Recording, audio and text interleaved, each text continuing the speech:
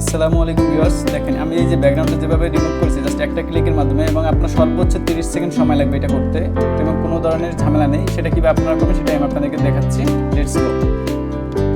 Viewers, প্রথমে আপনারা এরকম একটা পিকচার নেবেন, নেওয়ার পর হচ্ছে আপনার উইন্ডোজ থেকে হচ্ছে আসবেন এই যে অ্যাকশন অথবা অল্টার F9 হচ্ছে প্রেস করবেন।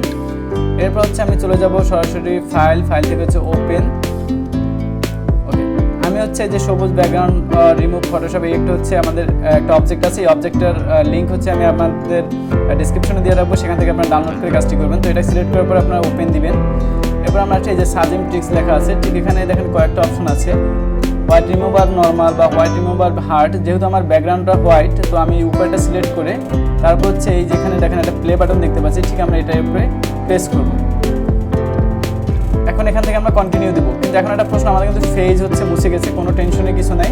আমাদের এই যে ফেজ মার্কস হয়ে গেছে অটোমেটিক। দেখেন এখানে এই যে মার্কস অপশনটা আছে, ঠিক এটাকে সিলেকশন করে নিব। এখানে একটা ক্লিক করি, লেয়ার মার্কস থাম্বনেইলে সিলেকশন হয়ে গেছে। এখানে খেয়াল করবো আমাদের ফরগ্রাউন্ড করার জন্য হোয়াইট হয় এবং ব্যাকগ্রাউন্ড কালার ব্ল্যাক। তারপর হচ্ছে আমরা এই যে ব্রাশ টুল থেকে সুন্দর করে ব্রাশ করে দেবো, কালারটা আবার সুন্দরভাবে আগের মতো ফিরে আসবে। আর ওদিকে চুলের ব্যাকগ্রাউন্ড কিন্তু আমার রিমুভ হয়ে গেল।